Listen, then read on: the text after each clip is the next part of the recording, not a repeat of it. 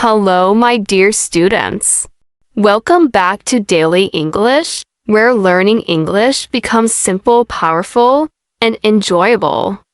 Today, I'm going to teach you something that every English learner struggles with: tenses.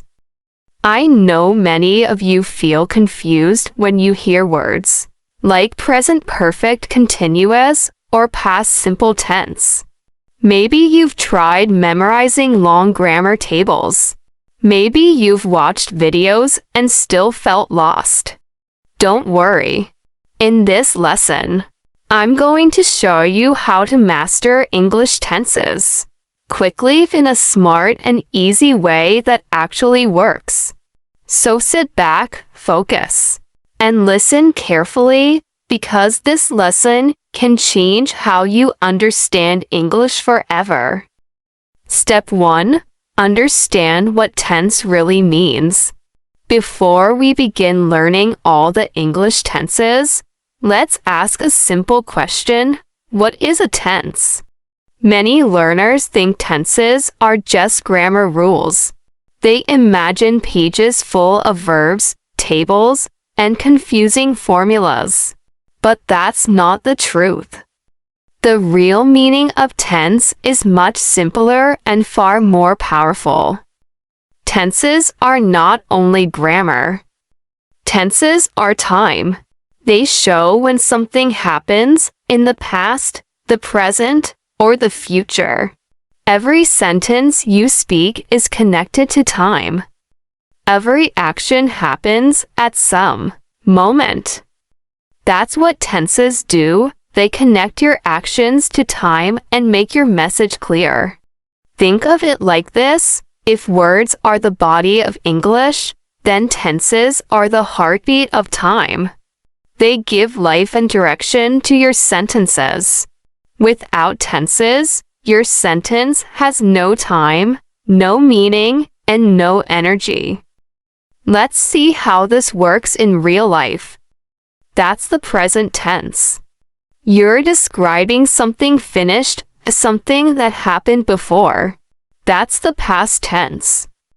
And when you say, "I will eat breakfast at 8 a.m., you're speaking about something that hasn't happened yet. That's the future tense. Let me give you an example. I eat breakfast at 8 a.m. is present. Why? Because it happens every day. I ate breakfast at 8 a.m. is past. Why? Because it's already done. In the past. I will eat breakfast at 8 a.m. Future, it will happen later in the future. Do you see how easy that is? The verb stays the same beat, but the time changes everything. That small change completely transforms the meaning of your sentence. So here's the secret. The heart of every tense is just time plus action. When you speak, ask yourself 2 questions. What is the action? When does it happen? If you can answer those 2 questions, you'll instantly know which tense to use. No memorization. No fear. Just clear understanding. Once you truly understand this, English grammar starts to make sense. You'll stop seeing tenses as rules and start seeing them as tools. They help you express your thoughts, tell your story, and share your experiences. They let you talk about where you were, what you're doing now, and what you'll do next. So from today, remember this. Tenses are not something to fear. They are your best friends in communication. They help you express life through time.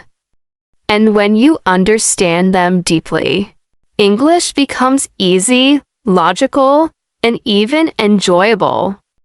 Step 2. Stop memorizing, start understanding. Now that you understand what tense really means, let's talk about how to learn it the smart way.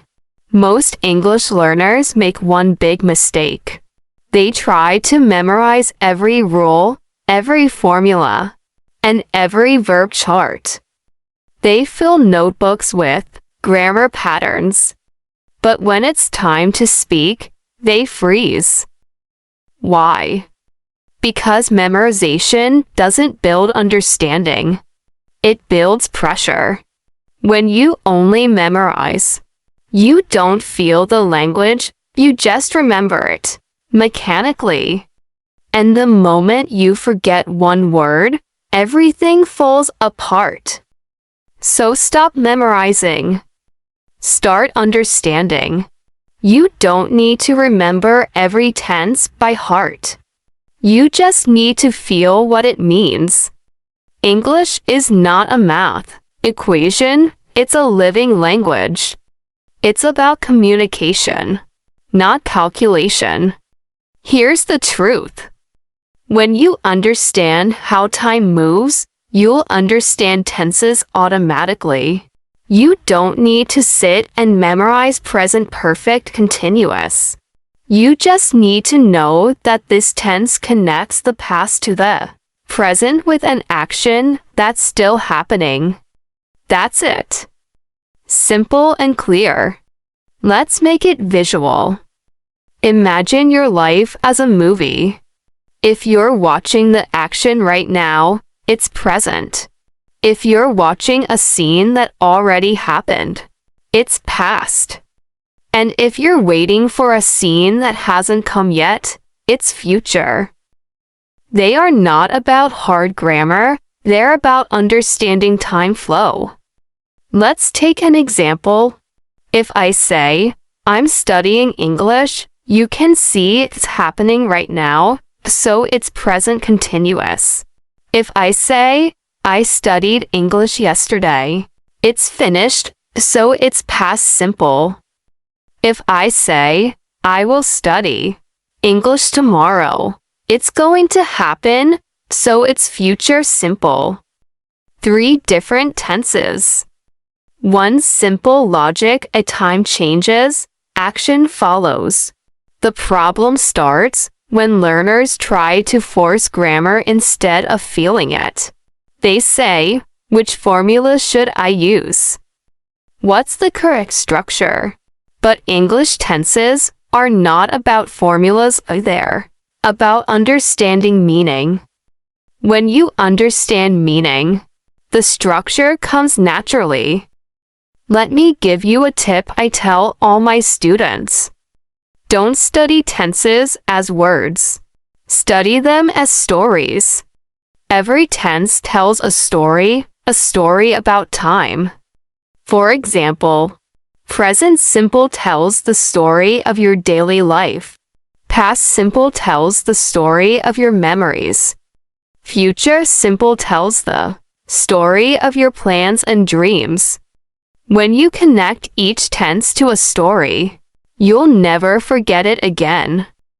Learning English should never feel like a punishment. It should feel like discovering a new way to express yourself. You don't need to be perfect, you just need to understand what you're saying.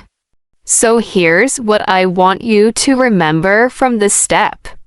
Don't try to fill your head with grammar rules. Fill your mind with meaning. Feel the time. See the action. That's the secret. When you stop memorizing and start understanding, everything changes. You'll start speaking naturally. You'll make fewer mistakes. You'll finally feel confident because you'll know what you're saying and why you're saying it. English will stop being a subject. It will become your language. And that, my friend, is the real key to mastering tenses quickly. Step 3. Learn the 3 main time periods and their forms. Now that you understand what tenses really are, it's time to see how they are built. Every tense in English is connected to time, and there are only 3 main time periods: past, present, and future. That's it. Just 3. Everything in English grammar grows from these 3 roots, but each time period can appear in 4 different forms. 1. Simple. 2. Continuous, also called progressive. 3. Perfect. 4. Perfect continuous. So, if you multiply 3 times 4, you get 12 tenses in total. These 12 tenses describe every action you can imagine, everything that happened, is happening, or will happen. Let's make it simple. Simple tenses talk about facts, habits, and completed actions. Continuous tenses talk about actions in progress.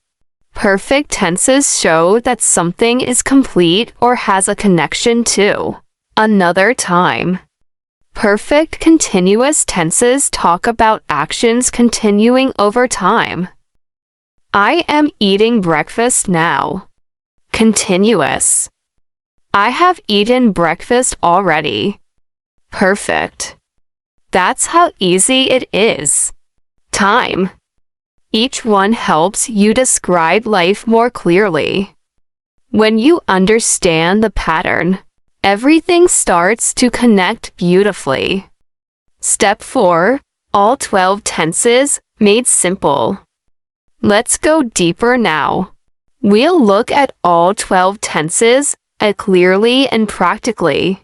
Don't worry, I'll keep it simple and logical. Present tenses. 1. Present simple. Use it for habits, routines, or facts. I eat breakfast every morning. 2. Present. Continuous. Use it for actions happening right now. I am eating breakfast now. 3. Present perfect. Use it for actions finished but still connected to now. I have eaten breakfast already. 4. Present perfect continuous. Use it for actions that started in the past and continue to the present. I have been eating breakfast for 10 minutes. Past tenses. 1. Past simple.